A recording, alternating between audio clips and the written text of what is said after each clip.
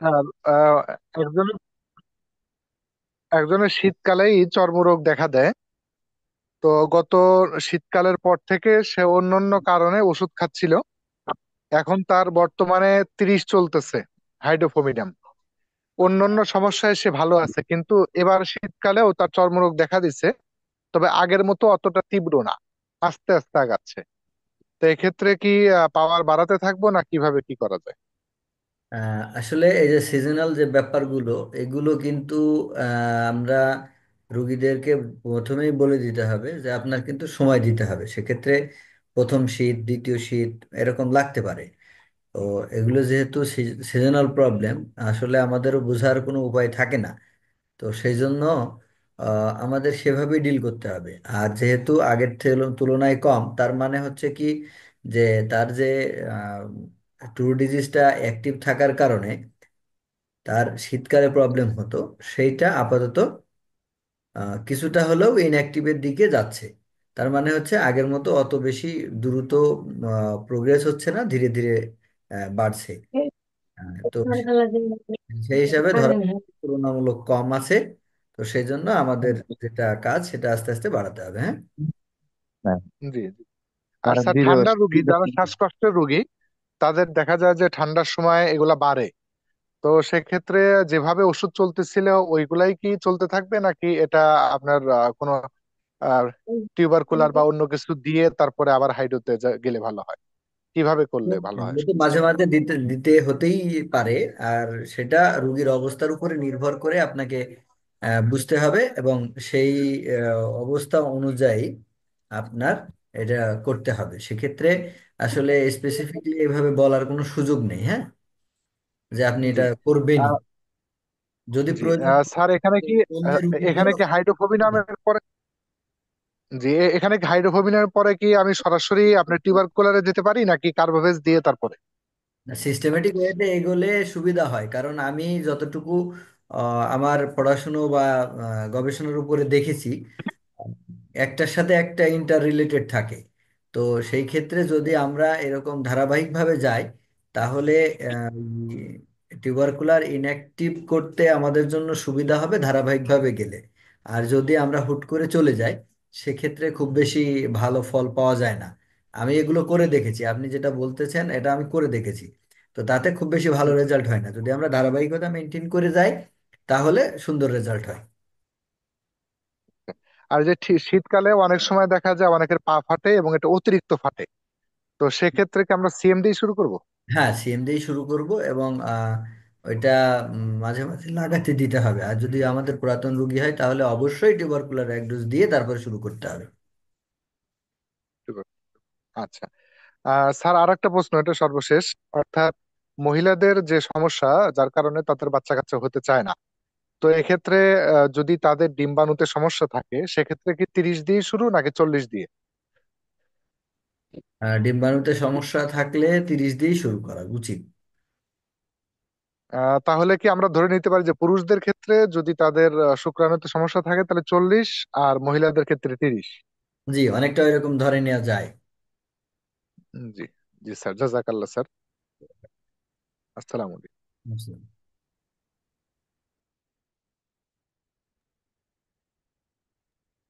জি, আর কেউ?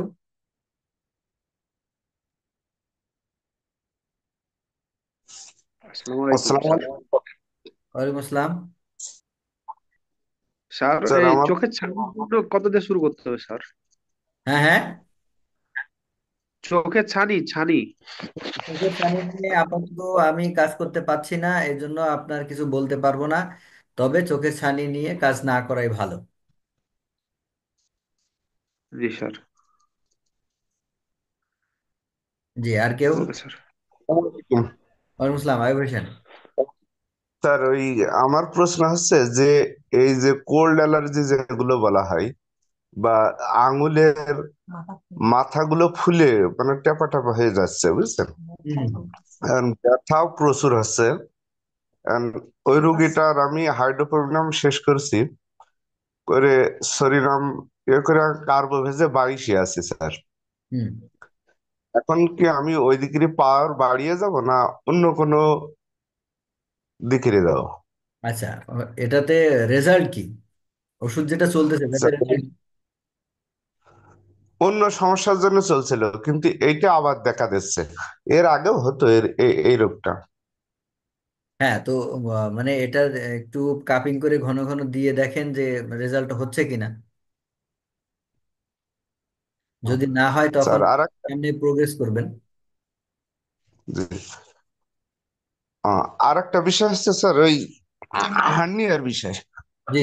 হার্নিয়াটা হাইড্রোপোনিয়াম দিয়ে শুরু করেছিলাম, ব্যথা ছিল না স্যার, কিন্তু পাওয়ার যে বাড়াইছি তখন আবার মানে ব্যথা আসছে, বা হাঁটাহাঁটি করলে ব্যথাটা হচ্ছে। তা সরিনাম দিছি, ভালো ছিল। আবার দেখছি যে ব্যথাটা আবার ঊর্ধ্বগতি হচ্ছে, যে একটু হাঁটছে সেই ঊর্ধ্বগতি হচ্ছে ব্যথা। এটার কি ব্যবস্থা আছে স্যার? কত দিয়েছিলেন? সরিনাম 22 পর্যন্ত গেছিলাম আমি। পাওয়ার বাড়ালেই প্রবলেম হয়, তাই তো? জি। আচ্ছা, হাইড্রোফোবিনাম কত পর্যন্ত যাওয়া হয়েছিল? হাইড্রোফোবিয়াম 40 পর্যন্ত গেছিলাম স্যার আমি। ও, তাহলে রেজাল্ট ভালো স্যার, ওই দিক থেকে আচ্ছা, ঠিক আছে তাহলে তো একটা পাওয়ারে একটু থাকা উচিত বেশি দিন। প্রয়োজনে দুটো তিনটে কাপিং করে দিয়ে আবার থেকে দেখবেন যে কোনো সমস্যার প্রোগ্রেস হচ্ছে কিনা, রিমুভ হচ্ছে কিনা। যদি না হয় দেন আপনি পাওয়ার বাড়াবেন। আহ, আচ্ছা ঠিক আছে স্যার। জি। আসসালামু আলাইকুম। আসসালাম। আসসালামু আলাইকুম। আসসালামু আলাইকুম স্যার, ভালো আছেন? ওয়ালাইকুম আসসালাম। আব্দুর রহমান, কথা শোনা স্যার, যাচ্ছে? জি স্যার। জি স্যার, ভালো আছেন? আলহামদুলিল্লাহ, বলেন। আর ওই যে অর্জিত গনোরিয়ার ক্ষেত্রে যদি একটু পরামর্শ দিতেন। আচ্ছা, অর্জিত গনোরিয়ার ক্ষেত্রে আইডোজ দিয়েই শুরু করতে হবে। তারপরে আমাদের যে প্রসিডিওর করা আছে, পিটিএস, তারপরে আপনার পিভিএস, তারপরে টিডি, এইভাবেই এগিয়ে যেতে হবে। সরাসরি সাইকোটিকে যাওয়া যায় না স্যার? সেটা আমি কখনো করে দেখিনি, তবে আমি গবেষণায় যতটুকু দেখেছি আমি সেটা বললাম, যে একটার সাথে একটা ইন্টার রিলেটেড। এই জন্য আপনাকে সবসময় চিন্তা করতে হবে যে আপনি কিভাবে রুগীকে দ্রুত রিমুভ করতে পারবেন। দেখেন, একটা সমস্যা দীর্ঘদিন ধরে আছে মানে সে বিভিন্ন জায়গায় ওষুধ খাচ্ছে। তো বিভিন্ন জায়গায় ওষুধ খাওয়ার ফলে তার যে ট্রমাটা তৈরি হচ্ছে, সেটা একটা মেজর প্রবলেম। তো এই ট্রমা এত উপরের লেভেলের, উপরের লেভেলের বলতে একদমই প্রথম স্তরে থাকে, প্রথম স্তরের দিকে। পিআরএস এর পরেই দ্বিতীয় স্তরে গিয়ে ট্রমা থাকে, মেডিসিনাল ট্রমাগুলো বা অন্যান্য যেই ট্রমাই বলি না কেন। তো সেটা তো আপনাকে কাটিয়ে উঠতে হবে। তো সেই জন্য আমার পরামর্শ হচ্ছে যে আমরা যদি এভাবে এগিয়ে যাই তাহলে রেজাল্টটা দ্রুত এবং সুন্দর হবে।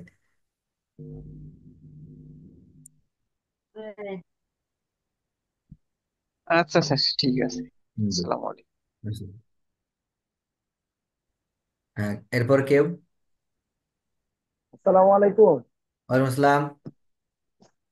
স্যার, আমি নরসিংদী থেকে মাহবুব। স্যার, জি। ভালো আছেন? জি আলহামদুলিল্লাহ, বলেন। স্যার, আমার ছেলে 9-10 বছর বয়স আর কি। ছেলেটার প্রায় 4-5 বছর যাবৎ পায়ে আহ, তালুতে চামড়া আর কি একদম গাছের ছালের মতো করে উঠে। আর ফাটা দেয়, ফাটা দিয়ে একদম রক্ত হাত করে থাকে, কিন্তু রক্ত বাইরে পড়ে না। জি। স্যার, কিছুদিন আগে হঠাৎ করে পেট ব্যথা উঠছিল রাত্রে, খারাপ লাগতেছিল। আমি হাইড্রোসিয়ামটা স্টার্ট করতে চাইছিলাম না, পরে এই ব্যথার তীব্রতার কারণে হাইড্রোসিয়াম তার ডোজ দেওয়া হয়েছিল। পরে মোটামুটি ও তখন কমলো, ঘুমায়ও গেছে। কিন্তু এতে করে চর্মরোগটা এখন বাইরে গেছে। তো এখন বয়স আর স্টার্টটাও করতেছি না, একটা কিভাবে করবো যদি বাইরে যায় এই ভয় করতেছি না। কাপিং করেছেন? কাপিং সিস্টেম জানা আছে আপনার? জি স্যার, জি স্যার, আমি এমনি নিয়মিত অন্যান্য রোগীদের দিই। এখন নিজের ছেলে হিসেবে কি স্যার দিতে ভয় পাইতেছি যে কিভাবে স্টার্ট করি। কাপিং আরো দুটো তিনটে বাড়িয়ে দেন। যেটা কটা কটা কাপিং দেওয়া ছিল?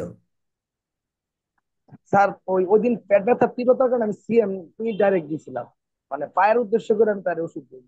আচ্ছা, ঠিক আছে। এরকম যখনই কোনো স্কিন ডিজিজ বা অন্যান্য কোনো চর্মরোগ বা অ্যালার্জি বা চুলকানি থাকবে, তখন যে ইমার্জেন্সি পিরিয়ডেই আসুক না কেন, আমরা সরাসরি ওষুধ দেব না, মিনিমাম 10টা কাপিং করে দেব, সেটা অবস্থা অনুযায়ী।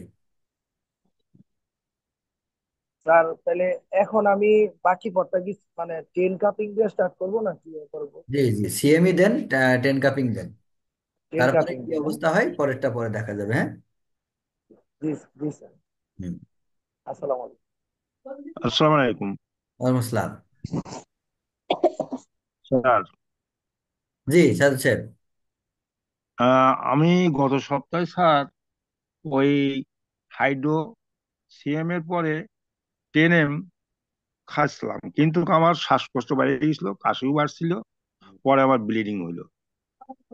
শেষে গত সপ্তাহে মিটিং নাই, পরে তো আপনার কাছে ফোন করছি, কিন্তু ধরেনও নাই। গোসল করতে গিয়েছিলেন, পরে আর হয়নি। তো ওই সময় আমি জলদি ওই অ্যালোপ্যাথিক বড়িগুলো খাওয়ার পরে আমার ব্লিডিংটা বন্ধ হয়। তো এখন এই ঠান্ডার সময় আমার খুবই অসুবিধে স্যার। ওই যে যদি ব্লিডিং আসে, তাহলে কি এই উম, কোনটা আমি ওষুধ তাড়াতাড়ি খাবো?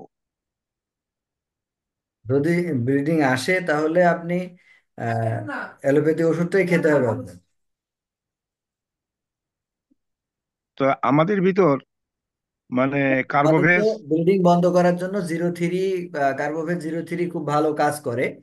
তো আপনি আসলে সেইটা কি করতে পারবেন বা কতটা কাজে আসবে আপনার, সেইটা একটা সমস্যা, যেহেতু আপনি একটা জটিল পেশেন্ট। জি। সেই জন্য ওইটার উপরে ভরসা না করে বেকায়দা হওয়ার আগে আপনার মনে হয় ইয়ে করা উচিত।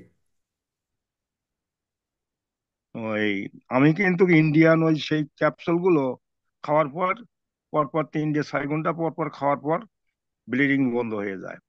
তো এখন তো শ্বাসকষ্ট এবং কাশি তো আমার আছেই। তো এই অবস্থায় এখন আমি কতদূর আগাতে পারি স্যার, এবং কি উপদেশ দেন? হুম, আপনি, আপনার আসলে কি বলবো আমি, আপনার নিয়ে এত কিছুই করতে 1 বছরের পারি মধ্যে স্যার আমার খাচ্ছি ওষুধ। এ পর্যন্ত কিছুই করতে পারলাম না। তো তবুও পাশাপাশি আপনার খাওয়ানোর জন্য বা কিছুটা একটা হেল্প হয় কি না সেটা অবজার্ভ করার জন্য কিন্তু এখন পর্যন্ত আহ, এই অবস্থা টেনে নিয়ে আসতেছি। তো সেই স্যার হিসাবে এখন কি আমি এই টোমাটা কাটার যে কার্বোভেজে একটু বেশ কিছুদিন খাওয়া দেখি? আচ্ছা, তো কি করা যায় স্যার? আমি তো খুব বেতাল মুহূর্তে, এখন শ্বাসকষ্ট এবং ঠান্ডার সময় কি করি?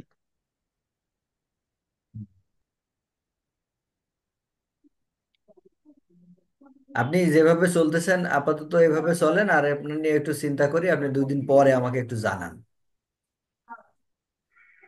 আচ্ছা। আসসালামু আলাইকুম আচ্ছা। স্যার। ওয়ালাইকুম আসসালাম, জি বলেন। স্যার ভালো আছেন? স্যার আমার বোনের ছেলে বুঝছেন, ওর ফিলোসফিটা হতো ছোটবেলা থেকে ওকে নেবুলাইজার দেওয়া লাগতো। ওর বয়স এখন 4 বছর চলতেছে। তো ওর হচ্ছে যে মানে শ্বাসকষ্টটা উঠার সিস্টেম হচ্ছে প্রথমে সামান্য জ্বর আসবে বা নাক দিয়ে সর্দি পড়বে হালকা হালকা। রাত 3টা বাজে ওর শ্বাসকষ্ট গুলো বাড়ে এবং রাতেই সবসময় বৃদ্ধি।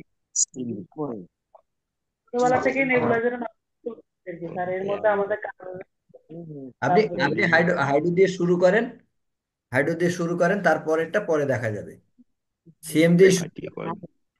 তো আমি স্যার যে ওর আমার বংশ নামের ইয়ে আছে, ওর বাবার টিবি হচ্ছে, ওর নিউমোনিয়া হচ্ছে, এগুলো আর কি। ঠিক ও আছে, দুই কোনো তিনবার স্যার অসুবিধা নেই। ঠিক আছে, কোনো অসুবিধা নেই, আপনি হাইড্রো সিএম দিয়ে শুরু করেন এবং প্রয়োজনে একাধিকবার দিতে পারবেন, কোনো অসুবিধা নেই, তারপরেরটা আমরা পরে দেখে নেব। আপাতত শুরু হোক, এবং হ্যাঁ ঠান্ডার সময় হ্যাঁ সেহেতু ঠিক। আপনার মাঝে মধ্যে দরকার হলে নেবুলাইজিং করতে হবে। কারণ যাদের দীর্ঘদিনের এই ধরনের অ্যালোপ্যাথি ড্রাগ বা নেবুলাইজিং করার অভ্যাসটা রয়েছে, তাদের ঠিক করতে একটু সময় লাগে, দু একবার করাতে হবে, এই চিন্তা মাথায় রেখেই আপনি ট্রিটমেন্টটা শুরু করবেন। এখন স্যার আমি কার্বামেল 0-3 খাওয়াচ্ছি, এটা থেকে কি লড়বো? জিরো আহ, টু আচ্ছা, 0-3 খাওয়ানোর ফলে কি অবস্থা কি? স্যার, 0-2 0-2 খাওয়ানোতে অবস্থাটা কি হচ্ছে? স্যার, প্রথমত আমি প্রথমে কিছু বুঝি নাই, পরে ওই কালকে রাতে মনে হলো যে কার্বামেল 0-2 তো আমি রাতে খাওয়াচ্ছি, রাত্রে থেকেই তো ওর জ্বর বাড়ছে, তার মানে তো অনেকটা বাড়ছে ওর। আচ্ছা, যাক, এখন আপনি ইয়ে করেন, হাইড্রোসিএম দেন, তারপরে দেখা যাক জ্বরটা কি অবস্থা দাঁড়ায়। কালকে আপনি আমাকে প্রয়োজনে ফোন করবেন। স্যার, কি দিব এখন তাহলে? হাইড্রোসিএম দিবেন। আচ্ছা স্যার, ধন্যবাদ স্যার, আসসালামু আলাইকুম। হ্যালো, আসসালামু আলাইকুম। আসসালাম। জি। কেমন আছেন জাহিদ ভাই? আলহামদুলিল্লাহ। বলেন আপা, বলেন। আপনি যে বললেন যে হলো 0/3 কার্বোবেস ব্লাডের বন্ধ করতে অনেক ভালো কাজ করে। হ্যাঁ, আমি যে 4-5 দিন একটা ফোন দিছিলাম না, জি, জি। যেন একটা মেয়ের হলো ব্লাড আমি দিছিলাম হাইড্রোসিএম থেকে দিয়ে হলো সুরিনাম দিছিলাম, কিন্তু তারপর হয় না। পরে আপনাকে ফোন দিছিলাম দ্বিতীয়বার জন্য, দ্বিতীয় সপ্তাহে হয়েছিল। পরে কার্বোবেস থুজা 1 ডোজ খাওয়াই দিয়ে টিউবারকুল 1 ডোজ খাওয়াই দিতে বলছেন, কিন্তু খাওয়াই দিই নাই। এই থুজা 1 ডোজ দিছিলাম, সিএম খাওয়াই দিয়ে তারপরে দিছি কার্বোভেজ 3 দিছি। হুম। তো ইনশাল্লাহ আর 4-5 দিনের ভিতরেই মেন্সটা বন্ধ হয়ে গেছে। আর বা- ওর বোনের একটা সমস্যা হচ্ছে যে ওর মানে মেন্স ক্লিয়ার হইতো না, একটু একটু হইতো, পরে অন্য জায়গা থেকে ওষুধ খাইছে। 3 মাস ধরে টোটালি বন্ধ তার মেন্স। হুম। এর জন্য আপনাকে ফোন দিছিলাম। তো তখন আপনি বললেন যে, আমি হাইড্রো 30 দিয়ে শুরু করছিলাম, কিন্তু তাও কাজে হয় নাই। আস্তে আস্তে 1 সপ্তাহ চলার পরে পরে আপনি ফোন দেওয়ার পরে আপনি এই দিতে কইছিলেন, সিএম দিয়ে কার্বোভেজ 26-এ দিতে বলছিলেন। জি। ইনশাল্লাহ ওই ডোজে ওষুধ নেওয়ার 2-3 দিন পরেই ওর হলো মেন্স আসছে। তো এখন 2 দিন ধরে মেন্স ক্লিয়ার, এখন কি ওষুধ বন্ধ করে দিব না? হ্যাঁ, ওষুধ বন্ধ রাখবেন। ও আচ্ছা, থ্যাংক ইউ জাহিদ ভাই, অনেক ভালো কাজ করছে এটা। 15 দিনের 2টা ডোজ অনেক ভালো কাজ করছে জি। এই আপনি থুজা আপনি সিএম দেওয়াতে। আপা, আমরা যদি একসাথে থাকি, আমরা আরো অনেক কিছু করতে পারবো, অনেক মানুষের হ্যাঁ, কষ্ট হ্যাঁ, দূর করতে পারবো ইনশাআল্লাহ। ইনশাল্লাহ। জি। শুধু আমরা একসাথে থাকতে তবে চাই, একসাথে অন্য কাজ। যখন আমাকে মানে কাজ করে না, আমি দেখছি যখন কাজ করে থুজা সিএম দেওয়ার পরে অনেক ভালো রেজাল্ট আসছে তখন। এই জন্যই তো আপা সাইকেলটাকে সাজিয়ে থুজা থুজাকে 3 নম্বরে কম্পালসারি রাখা হয়েছে। 3 নম্বর সাইকেল হ্যাঁ, থুজা কম্পালসারি রাখা হয়েছে, এবং 2 নম্বর সাইকেলে পিটিএস করা হয়েছে। থ্যাংক ইউ জাহিদ ভাই, জি, ওয়েলকাম। ভালো থাকেন, আসসালামু আলাইকুম। স্যার, শুভ্রা। চর্মরোগের ক্ষেত্রে একটা মেডিসিন দেওয়ার পরে আমরা কতক্ষণ অপেক্ষা করে দেখবো যে কাজ করছে কিনা বা কোনো উপকার হচ্ছে কিনা, বা আসলে একটা পাওয়ার কতদিন চলবে? এটা হচ্ছে রুগীর ইরিটেশনের উপরে নির্ভর করে, সে কতটা ইরিটেট সেইটার উপরে নির্ভর করবে আপনি কতটা সময় নিতে পারবেন। বুঝাইতে পারলাম? স্যার, দেখা গেছে 3-4 দিন খাওয়ানোর পরেও চুলকানি কমলো না বা কোনো কিছু রেজাল্ট হলো না, তাহলে কি আমি স্যার উপরের দিকে যাব? হ্যাঁ, এখন কথা হচ্ছে যে আপনি যদি নিচের লোয়ার পোটেনসিতে থাকেন, চুলকানিতে কোনো উন্নতি হয়নি, তাহলে আপনি হায়ার পোটেনসিতে যেতে পারবেন। আর যদি হায়ার পোটেনসিতে থাকেন, তাহলে লোয়ার পোটেনসিতে আসতে হবে। চুলকানির ক্ষেত্রে এটা একটু ভিন্ন। যদি আপনার কাজ না হয়, তাহলে হায়ার পোটেনসিতে থাকলে লোয়ার পোটেনসিতে আসতে হবে, আর লোয়ার পোটেনসিতে থাকলে হায়ার পোটেনসিতে যেতে হবে। এক্ষেত্রে শর্ত হচ্ছে যে ওষুধটা খাওয়ার সাথে সাথে সে কেমন ফিল করছে, মানে কোনো কিছু বৃদ্ধি মনে হচ্ছে, বা একেবারেই কিছু বুঝতে পারছে না। যদি একেবারেই কিছু বুঝতে না পারে, তাহলে একটু উপরের দিকে যেয়ে দেখতে হবে। আর যদি দেখা যায় যে সামান্য হলেও বৃদ্ধি পাচ্ছে, তো সেই ক্ষেত্রে আমাদের কিন্তু লোয়ার পোটেনসিতে আসতে হবে। আর যদি লোয়ার পোটেনসিতে থাকি, তাহলে যদি দেখা যায় যে সামান্য হলেও বৃদ্ধি পাচ্ছে, তখন আমাদের হায়ার পোটেনসিতে যেতে হবে। ক্লিয়ার? শুভ্রা, শুভ্রা শুনতে পাচ্ছেন?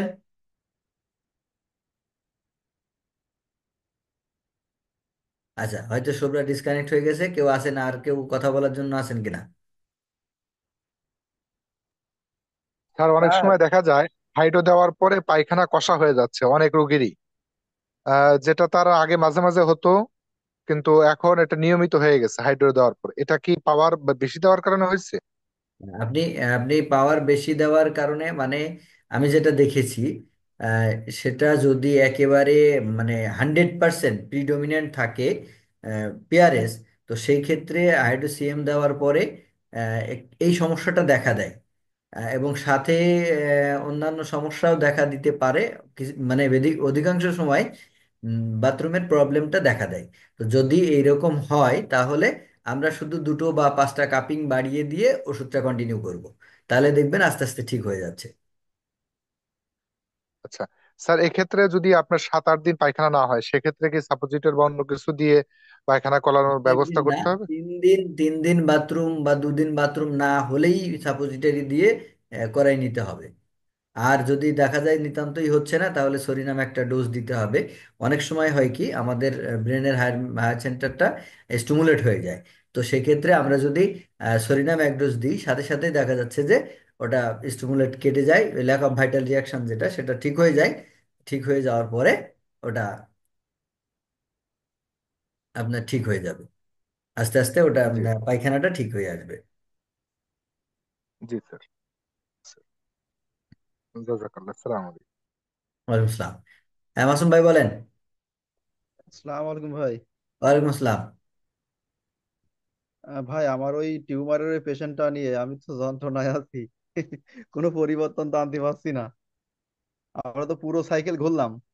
সর্বশেষ আপনার পরামর্শ মতে যে আপনি দিছিলেন যে মেডো সিএম 3 ডোজ দিয়ে একটু অপেক্ষা করে তারপরে যদি কাজ না হয় তো আপনার টিউবারকুলিনাম সিএম প্রয়োগ করতে। এখন টিউবারকুলিনাম সিএম তো প্রয়োগ কার্বোভেজ টু করলাম দুই হান্ড্রেড সপ্তাহ হয়ে গেছে। কার্বোভেজ 200 দিয়ে 15 দিন পরে দেখা করতে পারেন। 200 15 দিন খাওয়ান।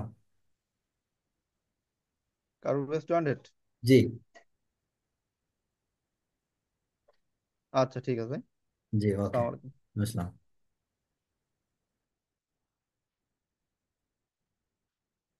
আর কেউ কিছু? স্যার জি বলেন। স্যার ওই আমার একটা রুগী 1.5 বছর আগে, মানে এই পর্যন্ত আমি 3-4 ডোজ হাইড্রোসিয়াম দেওয়া হয়েছে। বাচ্চা মা জানে প্রতিবন্ধী রুগীটা, অটিজমের মতো অবস্থা, বাচ্চাটা হাঁটতেও পারতো না, কথা বলতেও পারতো না। কারণ 1.5 বছরের মধ্যে মা বললো যে এই চিকিৎসা চলাকালীন এই পর্যন্ত তার আর কিছু নিয়ে ওঠে না, এবং এই বাচ্চাটা একবারই হাঁটতে পারতো না, এখন মোটামুটি নিজে নিজে হাঁটতেও পারতেছে, আর বাবা মা টুকটাক কথা বলতেছে। তার পাওয়ারটা কি আমি আস্তে আস্তে সামনে নিতে থাকবো এখন? আস্তে আস্তে সামনের দিকে এগোবেন, খুব সাবধান। স্যার সিএমটা এই পর্যন্ত 1.5 বছর হয়ে গেল। আচ্ছা, 15 দিয়ে দেখেন কি হয়। আচ্ছা স্যার, এই ক্ষেত্রে মানে এক একটা ওষুধ অনেক মানে প্রতিটা পাওয়ার অনেক দিন হাতে রাইখা তারপর আস্তে আস্তে আগে কি? অনেক দিন, অনেক দিন সময় লাগে, অনেক দিন। অনেক দিন সময় নেয়, অনেক দিন ভালো থাকে, অনেক দিন পর্যন্ত একই মেডিসিন, একই পোটেন্সি কাজ করে। জি স্যার। আসসালামু আলাইকুম। ওয়ালাইকুম আসসালাম।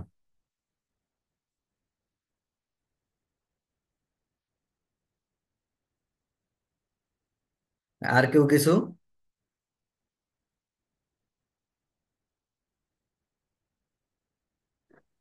স্যার আমার ওয়াইফাইটা প্রবলেম করছিল এই জন্য শুনতে পারি নাই। আর হচ্ছে স্যার, কয়টা মেডিসিন মানে কয়টা পাওয়ার দেওয়ার পরে আমরা সুরিনাম দিয়ে ক্যাটালাইজ করে দেখতে হবে, এটা আর কি স্যার বুঝি না।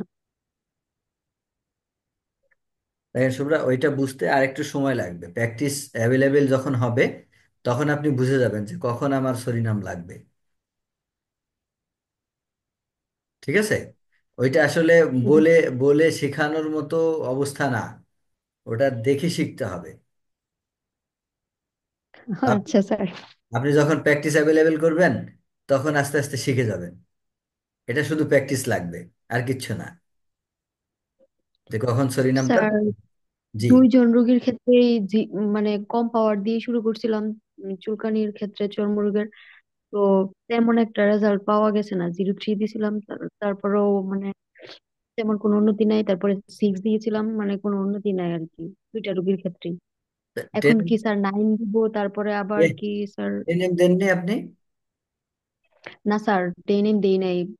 এর আগে একটা রুগীতে দিয়েছিলাম স্যার, অনেক বাইরে গেছিল এই জন্য সব। শোনেন, আপনি কত কাপিং দিয়েছিলেন? স্যার 10 কাপিং করে। আচ্ছা, 10 কাপিং। যদি আপনি ভয় পান আরো কাপিং বাড়িয়ে নেবেন, কিন্তু 10 দিয়েই শুরু করবেন। একটা রুগী ওভার সেন্সিটিভ থাকতেই পারে, এটা নর্মাল ব্যাপার। আপনার প্র্যাকটিস লাইফে আরো অনেকবার পাবেন, বহুবার আপনার চেম্বারে এরকম হবে যে ওভার সেন্সিটিভ পেশেন্ট। এটা মানে খুব কালে ভাদ্রে হয়, খুব কম হয়, কিন্তু হবে। তো সেই জন্য একটা রুগী 10 দিয়েছি বেড়ে গেছে, তার মানে যে সব রুগীর বেড়ে যাবে এমনটা না। স্যার তাহলে 10 দিয়ে শুরু করতে পারি না? জি, 10 দিয়েই শুরু করবেন। আচ্ছা স্যার স্যার। এই সেম ঘটনা আমার আর সুগার দুইজনেরই এমন হয়েছে স্যার। এরকম টেনেম হবে, দিয়ে শুরু এরকম করতে হবে, অনেক ভয় এরকম লাগছে। আমাদেরও হয়, আপনাদেরও হবে। এটা কোনো সমস্যা না, এ ওয়ান সবারই হয় স্যার, হবে। ওভার স্যার সেন্সিটিভ রুগী যখন পেশেন্ট থাকবে। বলে যে যে চুলকানি অনেক বাইরে গেছে, তখন মানে নিজেরই ভয় লাগে। এই স্যার ইদানিং আমার একটা রুগী নতুন ডাক্তার তো, ওই বিধানের কথা জন্য আস্তে একটু আস্তে। ভয় ভয় লাগে, সমস্যা হবে না।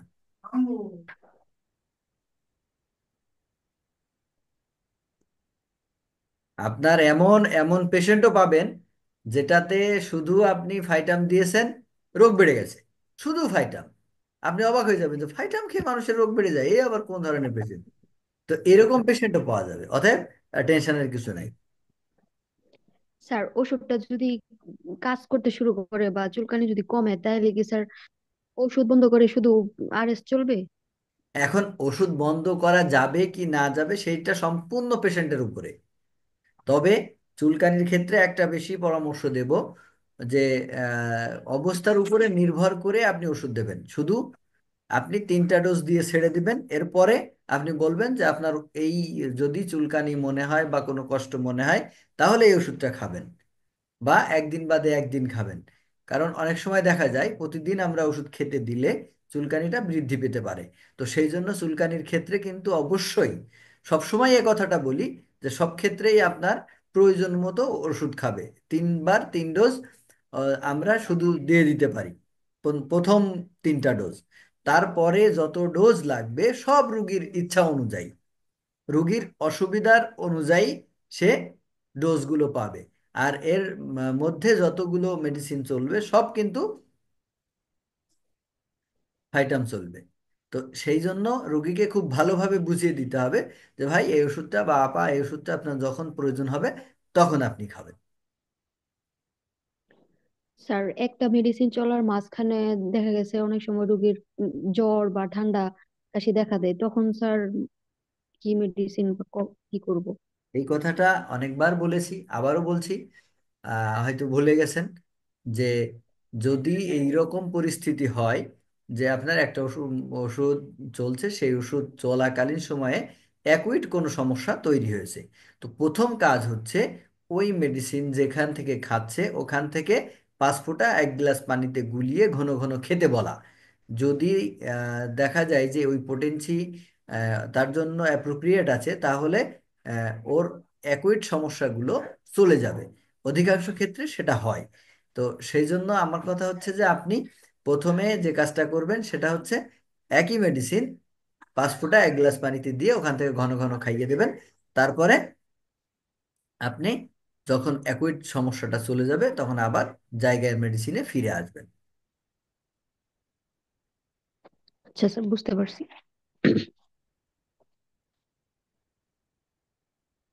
আমাদের আজকের ক্লাসটা এক পার্টেই শেষ হবে, আর 1 মিনিটের মতো সময় আছে, যদি কেউ কিছু বলেন।